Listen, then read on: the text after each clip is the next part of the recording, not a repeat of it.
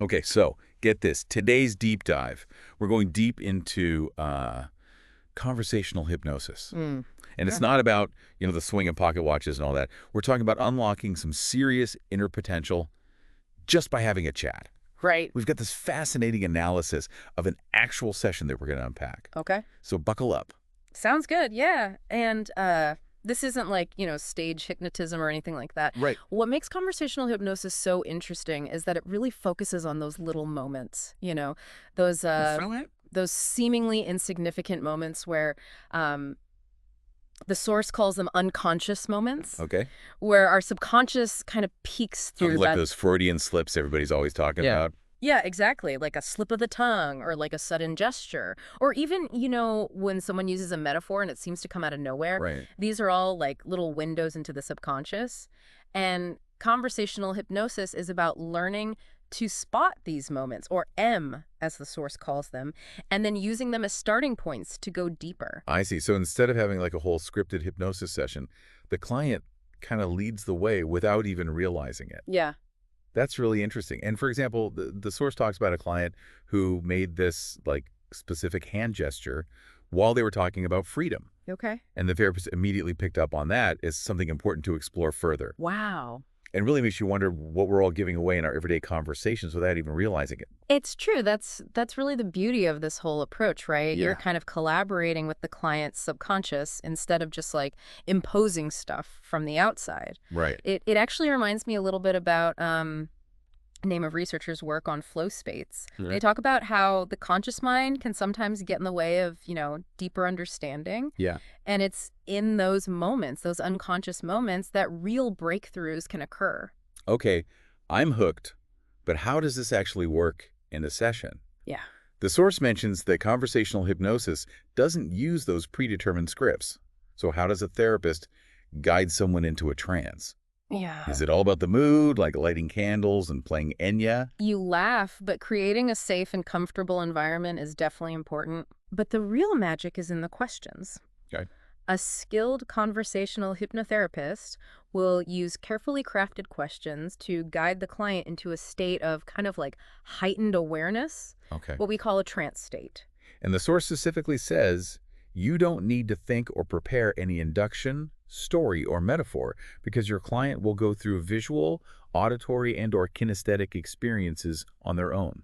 Wow. So we're not talking about like snapping fingers or counting backward from 10 here. Right, right. The client's own subconscious journey is the key. Exactly. And this trance state that we're talking about, it can be formal, with the client's eyes closed, or even informal, where their eyes are open, but their attention is turned inward. I see. And the therapist will be looking for those little, those little signs that someone's entered that space. Okay. Like changes in breathing, Right. eye movements, or even subtle shifts in body language. It's like their conscious mind is, taking a little coffee break. Yeah. Let the subconscious take the wheel for a bit. Exactly. And the source even gives this example of bronchite.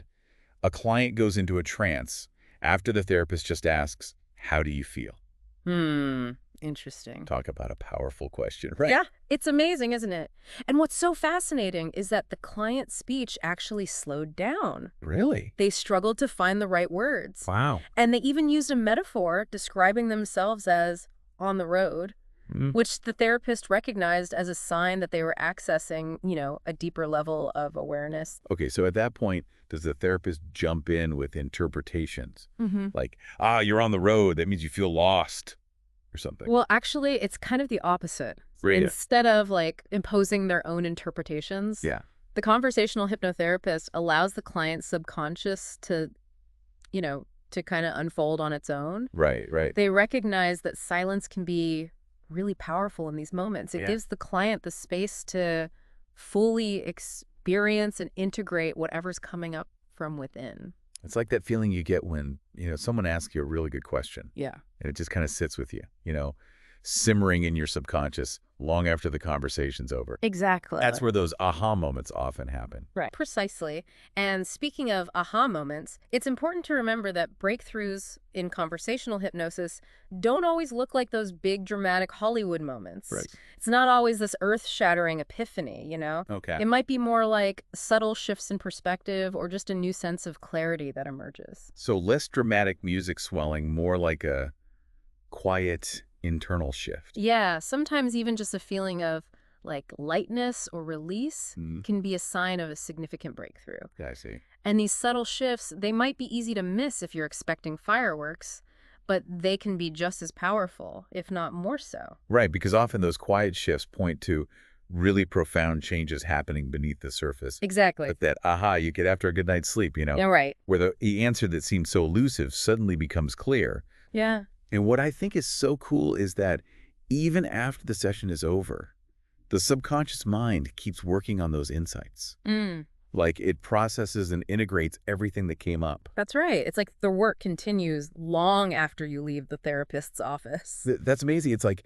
the beauty of this approach is that it really empowers the client to tap into their own inner wisdom Absolutely. and create lasting change from within. Yeah, and this whole idea that change doesn't happen overnight. Right. It unfolds over time. That's a key concept in a lot of therapeutic approaches, actually. Right. Like if you think about name of therapy, for example, it also emphasizes self-discovery and integrating those new insights gradually. It's fascinating how everything seems to connect like It that. really is. And speaking of connections, I thought it was interesting how the source pointed out that the client in their demonstration went from feeling really unsure and hesitant to like empowered and ready to deal with their challenges. That's right. Like they just unlocked some hidden potential within. Exactly. And the therapist didn't tell them to do that. Right. It came from the client, from their subconscious, Yeah. simply by, tapping into those unconscious moments. Wow. And the source even says later, in conversational hypnosis, you don't guide the client, you follow them. That's why there's no point in preparing a session. That's a pretty powerful statement. It's like, Mm. it really makes you rethink how we traditionally view therapy. Yeah. Instead of the therapist being this expert with all the answers, they become more like a guide, Right. helping the client navigate their own inner landscape. Exactly. And that's what's so powerful about conversational hypnosis. Yeah.